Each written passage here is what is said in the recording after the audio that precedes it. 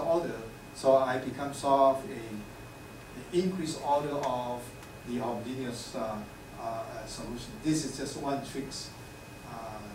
Then, okay, now the constant A is determined by the original non-homogeneous ODE, that means ET. So you sub Y into your ODE, then you will compute A. All right. Now I'm going to explain to you what's going on here. All right. Let's do this. Let me solve it first. These 4 terms. Okay. Now there are 4 different terms. Okay. Let me go back. I think let me define some term for you. So that's easier. Y t equal to, you copy this, AET plus C1 E minus T plus C2 T E minus T. All right.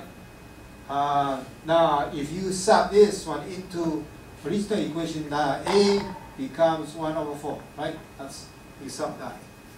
All right. This one is the homogeneous solutions.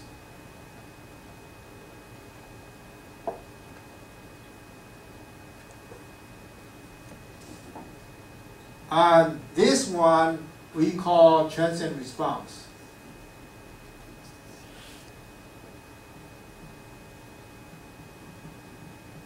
Okay, this one mathematically we call some book called particular solution, right? Yeah, some call like that. So I call non-homogeneous solution. So this is non-homogeneous solutions.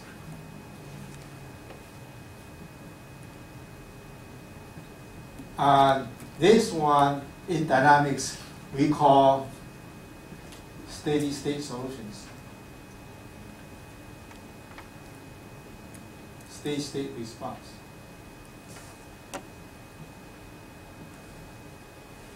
Okay?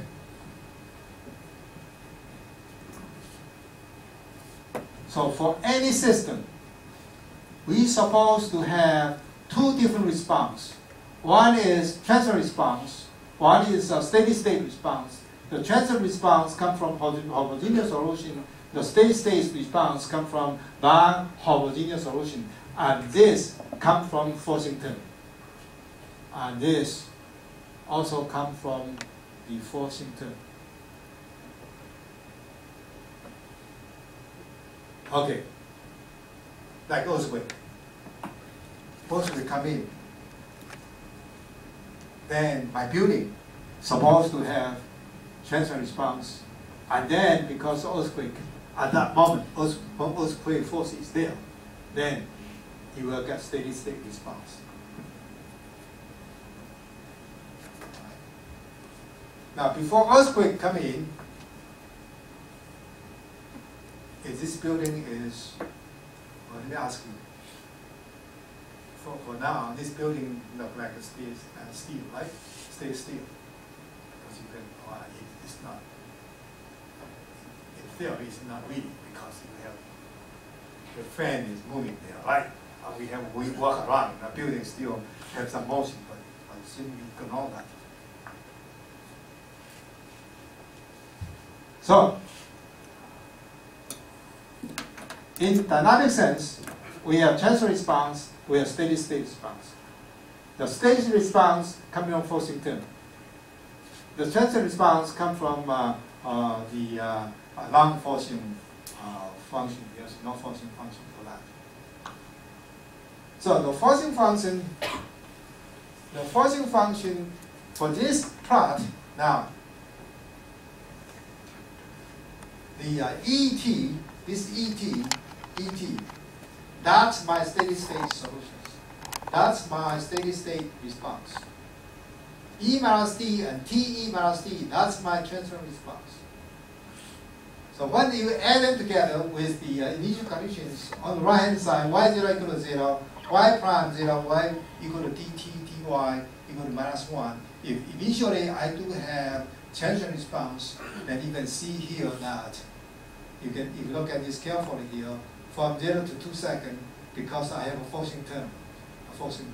And unfortunately, this forcing term is an unstable forcing term. So the system going. If we have an earthquake like this, the world is in big trouble. All right. Fortunately, all the earthquake is the oscillations. It's not moving. The Thailand, if earthquake like this, that means Thailand can move. Maybe going to the Kaohsiung, right? Kaohsiung move to the oceans. That's because this. So at this here, this we call in this term gives you the steady state response. This gives you the transient response. Altogether, that's the solution you have. If I have no initial condition, that means I have only yt equal to 1/4 et. With no transient response. So this is very important. In the control design, the transient response, we cannot do anything. We can do only the steady state solution because that's the systems. But we are focused on the steady state response. Because we got to give them force. Yeah, as soon as we got to give them a control force, we are talking about steady state response. All right? Understand now? Okay. Now, couple differential equations. That's where the matrix come in. In the matrix form like this. Example, that's we have two couple equations, just like TMD. TMD is a couple equations. So we have to solve matrix equations. Now, so life is not that easy anymore because we have matrix 2 by 2. Now how can you solve the matrix equations? In matter of fact, it's exactly the same way as you solve for a scalar ODE. Except you gotta be very careful to define exponential a matrix times t. Okay. All right. Let's look at that. Okay. We can solve this by matrix. So that's matrix. All right. This is assume that we have this second order equation. Then we can solve it the way we did before, or we can convert it to the first order equation, and then we solve this matrix equations. We can do that. So you either solve in conventional way or you solve in terms of matrix approach. What is the differences of this? Basically, there's not much difference, but that's much easier from matrix point of view because it's on the first order. But if you look at the second order differential equation, that's the second order. All right. Then how we solve this? First order. The matrix equations. Now I will show you that later on how we solve the matrix differential equations. In matrix differential equations, again, if you know how to define your exponential functions for matrix, then it's easy to solve. I don't know in your engineering mathematics, did you learn how to solve a matrix differential equations? Do you or you don't? Did you? No? 有没有学过？学过了啊，真行。Remember you already, right? It's the same way as what we learned here. And now you have to be very careful when you use the exponential matrix. Yeah, just careful about that. Okay, now we finish this we finish this ordinary differential equation. We just refresh your memory how you solve ODE, and also I tell you what is the relationship between the solution and the dynamic responses. Right? So that's dynamic responses.